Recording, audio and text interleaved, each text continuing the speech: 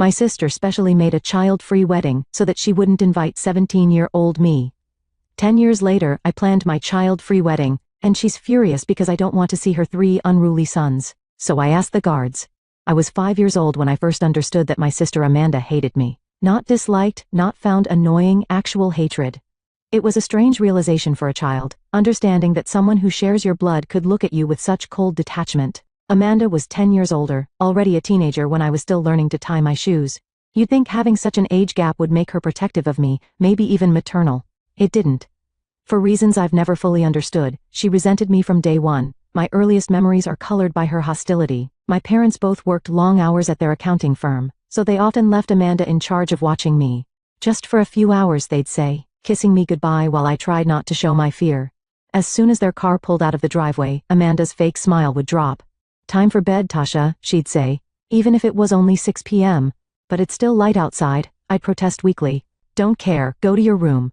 She'd march me upstairs, push me into my bedroom, and then came the sound I still hear in my nightmares, the distinct click of the lock from the outside. My room would transform from a safe haven into a prison cell. Amanda had convinced my parents to keep the outside lock for my safety when I was a toddler. Now it was her weapon. "Amanda, please let me out," I'd call, my small fists barely making a sound against the wooden door. "Shoo!"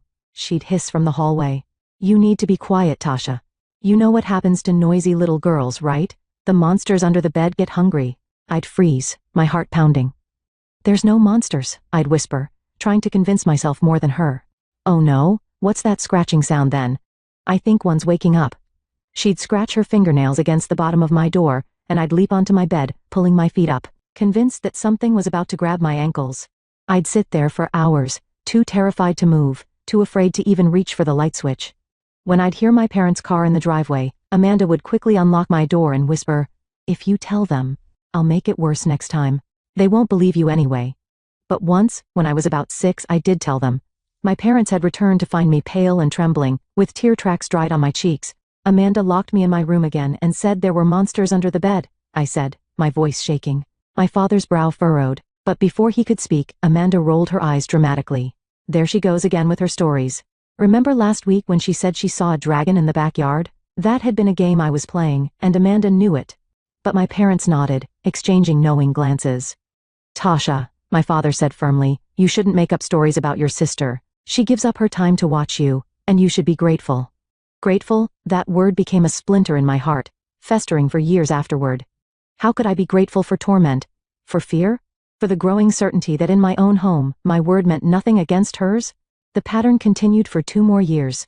Amanda babysitting, me locked away, and the monsters under the bed growing more elaborate in her telling. Sometimes they had claws that could reach through mattresses. Other times they could climb walls and ceilings when the lights went out. When Amanda graduated high school and announced she was going to college in Michigan, 5 states away, I pretended to be sad for my parents' sake. But inside, I felt a balloon of relief expanding in my chest. Freedom, safety, the possibility of a normal childhood. The day she left, I watched from the window as my parents hugged her goodbye in the driveway. When the car finally disappeared down the street, I walked to my room and laid down on the floor, deliberately putting my arm under the bed. Nothing grabbed me. No monsters lurked in the shadows. The only monster had driven away, and I had 4 whole years before I'd have to see her again. Those years were the best of my childhood. Without Amanda's constant presence, my parents and I grew closer. They weren't just working automatons who dropped in to feed me between shifts. They became real people with laughter and stories and weekend plans that included me. Mom taught me to bake her famous chocolate chip cookies. Dad took me fishing and didn't even mind baiting my hook. We had movie nights and board game competitions.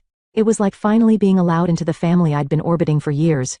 But the shadow of Amanda's return loomed over each holiday break and summer vacation. She'd arrive with designer bags and stories about her sophisticated college life, bringing expensive gifts for our parents, a cashmere scarf for Mom, a leather wallet for Dad. For me, nothing. Not even a candy bar or a pencil from her university bookstore. The first time it happened, at Christmas when I was 9. I couldn't hide my hurt as I watched Mom and Dad unwrap their presents while my hands remained empty. "Where's Tasha's gift?" Mom asked, noticing my expression. Amanda waved dismissively. "She's just a kid. She doesn't need expensive stuff. I'll get her something from the gas station on the way home if it's that big a deal." But she never did. And the next holiday, it was the same pattern. And the next. Eventually, I stopped expecting anything and learned to make myself scarce when she visited. High school was a refuge from the family drama. I wasn't popular, but I had good friends, decent grades, and teachers who appreciated my quiet focus. By 17, I had college applications ready, a part-time job at the local bookstore, and a future that seemed refreshingly Amanda-free. Then came the announcement. "Your sister's getting married in March," Mom said one night over dinner, her face glowing with excitement. "Isn't that wonderful?" "Great," I nodded, calculating in my head. That would be during my spring break of senior year. I didn't love the idea of spending my vacation at Amanda's wedding, but maybe it would be a chance to finally be included as an adult family member. Maybe I'd even be a bridesmaid. The thought was both exciting and terrifying. 2 weeks later, Amanda swept into our house with a diamond ring and her fiancé in tow. Derek seemed nice enough, quiet, well-dressed, with a polite smile that never quite reached his eyes. Perfect match for my sister, I thought uncharitably. "We're planning an intimate ceremony," Amanda announced over dinner. "Actually, we've decided to have a child-free wedding." The table went quiet. Dad cleared his throat. "Child-free? But it's just family. Derek and I want a sophisticated atmosphere, no distractions." Amanda's eyes fixed on me, no one under 18. I stared back, the meaning crystal clear. "I'm 17. I'll be 18 in 4 months. Rules are rules, Tasha, I'm sure you understand." I looked to my parents for support. Mom was studying her plate, Dad shifted uncomfortably. "It's Amanda's wedding," he finally said. "She gets to decide how she wants it." "Exactly," Amanda said triumphantly. "Besides, someone needs to watch the house while everyone's gone." I felt like I'd been slapped. They were all going, my parents, relatives from both sides, family friends, everyone except me, left behind like an unwanted pet. After dinner, I retreated to my room, fuming. I didn't cry. I was too angry for tears. Part of me wasn't even surprised. This was classic Amanda, finding the perfect way to exclude me while looking completely reasonable to everyone else. The day of the wedding, I stood in the driveway watching my parents drive away in their formal clothes, feeling hollow. For the next 8 hours, I wandered the empty house, flipping through TV channels, and trying not to think about what was happening at the Lakeside Hotel. That evening, when my parents returned, they were full of stories. The beautiful flowers, the touching vows, the delicious food. I nodded and smiled in all the right places, playing the role of the interested daughter. 3 days later, scrolling through social media, I saw it. Amanda had posted her wedding album. I shouldn't have looked, but curiosity got the better of me. There in the family photos, stood my cousin Lily, grinning in a pretty blue dress. Lily, who was exactly 1 month younger than me. I zoomed in on the photo, thinking I must be mistaken. But no, it was definitely Lily. My hands shook as I dialed her number. "Oh yeah," she said casually. "Amanda said the age thing was just a guideline, not a strict rule. Didn't you know?" I hung up without responding. The betrayal burned in my throat. It wasn't about having a child-free wedding. It was about excluding me specifically, and everyone, including my parents, had gone along with it. That moment changed something fundamental in me. I stopped trying to earn Amanda's approval or my parents' understanding. I focused on graduating, getting scholarships, and planning my escape to college. The next time I saw Amanda was at Thanksgiving, 6 months later. I was freshly 18 and heading to State University in January. She made small talk about married life, and I responded with polite disinterest. The elephant in the room, her wedding deception, went unmentioned. My college years flew by. I studied marketing, made friends who knew nothing about my family dynamics, and gradually built a life that was entirely my own. I came home for major holidays but kept my visits brief. Amanda appeared intermittently, usually when she wanted something from our parents. Then came the baby announcements. First Ryan, then Michael, and finally Ethan. 3 boys in 6 years. Amanda quit her job to become a full-time mom, and suddenly our parents' house became her unofficial daycare center. I had graduated by then, and landed a job as a junior manager at Reynolds Trading. My apartment was 15 minutes from my parents, but light years from the chaos that now defined their home. Every time I visited, there was evidence of my nephew's destruction: stained carpets, broken picture frames, crayon on walls. I tried to time my visits for when Amanda and her kids weren't there, but sometimes our paths crossed. The boys would run wild, screaming and throwing toys while Amanda scrolled through her phone, oblivious. When I tried to suggest that maybe they should use indoor voices or not jump on the antique coffee table, Amanda would snap, "Don't tell my kids what to do." So I didn't. Instead, I started avoiding family gatherings altogether until the phone calls began. "Tasha, honey, could you come over tomorrow?" Mom's voice had that particular tone, exhausted but trying to sound cheerful. "We could use some help cleaning up." Amanda just picked up the boys, and the first time, I went without complaint. I spent 4 hours helping my parents restore order. The second time, I gritted my teeth but still went. The third time, something in me snapped. Mom, why are you always calling me to clean up after Amanda's kids? Why isn't she doing it? There was a long pause. I'm sorry, sweetie, you're right. We shouldn't have asked. I hung up feeling guilty but resolute. That evening, I called Amanda directly. You need to stop treating Mom and Dad's house like a dumping ground, I said without preamble. They're in their 60s. They shouldn't be cleaning up after your kids. Mind your own business, Tasha, she replied coldly. This is between me and them. They're my parents too, and you're taking advantage of them. I'm raising 3 children. What would you know about that? Her voice dripped with condescension. Don't stick your nose where it doesn't belong. The line went dead. I called my parents immediately after hanging up with Amanda. My hands were shaking with anger, but my voice was steady. Mom, Dad, I want you to stop babysitting for Amanda unless she agrees to clean up after her kids. Those boys are completely out of control, and Amanda doesn't lift a finger. There was a long silence, then Dad cleared his throat. We'll talk to her. I wasn't sure they would, but a week later, I got a furious call from Amanda. What the hell did you say to Mom and Dad? She demanded, her voice shrill. They told me I can't bring the kids over unless I clean up afterward. Good, I said simply. You had no right to turn them against me. Who's going to watch my kids now? Do you know how expensive childcare is? Not my problem. You chose to have them. Take some responsibility. She hung up on me again. I later heard from Mom that Amanda did start cleaning up after her visits, not thoroughly, but enough that my parents weren't left with a disaster zone. It was a small victory, but it felt significant. For once, I hadn't backed down. Life went on. I focused on my career, working my way up to senior manager. I dated casually, but nothing serious stuck, until I met Ethan at a work conference. He was smart, funny, and refreshingly straightforward. No games, no manipulation. After years of walking on eggshells with my family, his honesty was like oxygen. We dated for 2 years before he proposed on my 20th birthday with a simple solitaire ring and a promise of a drama-free future. I said yes immediately, but even as we celebrated, a dark thought intruded.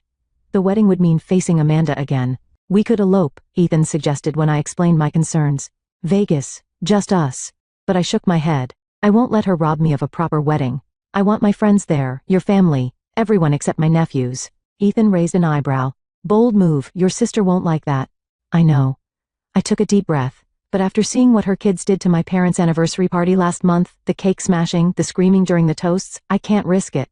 So I made the announcement on social media. We're thrilled to be planning our wedding for next June. Note, this will be a child-free event. No guests 16, please.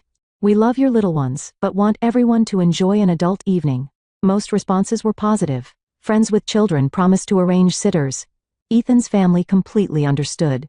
My post received likes, hearts, and supportive comments, all except from Amanda. A week later, I went to my parents for our usual Saturday dinner. Walking through the front door, I heard the familiar chaos before I saw it. Shrieks, thumps, something breakable crashing to the floor. Amanda and her boys had happened to stop by. Ryan, now 12, ran past me with a water gun. 8-year-old Michael was jumping from the sofa to the love seat, his shoes leaving dirt marks on the upholstery. Ethan, the youngest at 6, was systematically pulling books off the shelves and dropping them on the floor. Amanda sat at the dining table with Mom, calmly sipping coffee as if surrounded by perfect tranquility. Halfway through dinner, Amanda casually mentioned my wedding. I'll need to know the exact schedule so I can plan around the boys' activities. I put down my fork. The boys aren't invited. It's adults only, as I mentioned in my post. She laughed. That doesn't apply to family, obviously. It applies to everyone, no exceptions. But I can't leave them for a whole day. I'll have to bring them. I stared at her, wondering if she was really this oblivious or just testing me. No, you won't. You'll need to find a sitter. There's no one I trust with them for that long. They're coming with me. Her tone was final, as if the matter was settled. Amanda, I said slowly, let me be clear. If you show up with your children, you won't be allowed in. It's my wedding, my rules. You're just doing this to get back at me, she snapped, her composed facade cracking. Because I didn't let you come to my wedding. I blinked in surprise. What? That was 10 years ago. This has nothing to do with that. Liar. You've always been vindictive, always making up stories about me. I gestured to where Michael was now using the curtains as a climbing rope. This is why your kids aren't invited. They're completely out of control, and you do nothing about it. Amanda stood up so abruptly her chair fell backward. Boys, we're leaving. She stormed out, children trailing behind her like destructive ducklings, leaving the usual disaster in their wake. After they left, my parents gave me disappointed looks. Was that necessary? Mom asked. You could have handled it more diplomatically. Like how? By letting her walk all over me like she always has? No thanks. Dad sighed. They're just children, Tasha. They're family. Look around you, I said, gesturing to the chaos. Do you want this happening during my vows? During our first dance? While everyone's trying to enjoy a meal that Ethan and I are paying a fortune for? They didn't have an answer for that. 2 days later, Amanda posted a long self-pitying rant on social media, heartbroken that my own sister is excluding my precious boys from her wedding out of spite. Family should come first, not petty grudges from the past. Instead of responding directly to Amanda, I simply commented, to clarify, our child-free policy applies to all guests 16, not just specific children. We want an elegant evening that all adult guests can enjoy. What I didn't expect was the flood of comments that followed, not from friends, but from relatives. Those boys knocked over my grandmother's urn at the family reunion. They pulled the tablecloth off at Thanksgiving and broke all my good china. One of them bit my daughter at the Christmas party. Amanda deleted her post within hours. The weeks leading up to my wedding were a blur of final arrangements, dress fittings, and nervous excitement. Amanda had gone suspiciously quiet after her social media backfire. No calls, no texts, no more complaints to our parents. The silence made me uneasy. That's when my phone rang. It was Lily. Tasha, I need to tell you something, she said, her voice slow. I was talking to Jen yesterday, you know, Amanda's friend from college? The one who was her maid of honor? Yeah. According to Jen, Amanda is going to have the boys accidentally spill something on your dress during the reception, and Ryan is supposed to push over your wedding cake. Jen felt horrible about it and confided in me. After I hung up, I sat in stunned silence. Even for Amanda, this was a new low. Not just ignoring my wishes but actively planning to ruin my wedding day. I told Ethan, expecting him to be as shocked as I was. Instead, he was eerily calm. We'll hire security, he said simply. Give them pictures of Amanda and the boys. No drama, no scene, they just don't get in. We hired 2 security guards from a professional firm, gave them photos of Amanda and her children, and instructed them politely but firmly not to allow them past the entrance under any circumstances. The morning of the wedding arrived with perfect blue skies. As my bridesmaids helped me into my dress, I felt a surprising sense of calm. Whatever happened with Amanda, I was marrying the man I loved. That was what mattered. The ceremony was scheduled for 4 p.m. At 3:30, my phone buzzed with a text from the head of security. Subjects have arrived with 3 minors. Proceeding as instructed. I took a deep breath and handed my phone to my maid of honor. Don't tell me anything else about my sister unless the building's on fire. The ceremony was beautiful. Walking down the aisle toward Ethan, seeing his face light up, in that moment, Amanda didn't exist. We exchanged vows under an arch of white roses, and when the minister pronounced us husband and wife, the applause from our guests felt like a release of years of tension. It wasn't until the reception that reality intruded. My mother appeared at my elbow as I greeted guests, her face tight with anger. How could you? She hissed. Your own sister is outside in tears because those goons you hired wouldn't let her in. I kept my smile in place for the benefit of nearby guests. I made it clear children weren't welcome. She chose to bring them anyway. They're family, Tasha. What do you expect her to do with them? The same thing every other parent here did, find a babysitter. Mom's eyes filled with tears. Your father and I are going to take her home. I hope you're satisfied with yourself. I watched as they slipped out, choosing Amanda yet again. It hurt, but less than I expected. Perhaps I'd been preparing for this moment my entire life.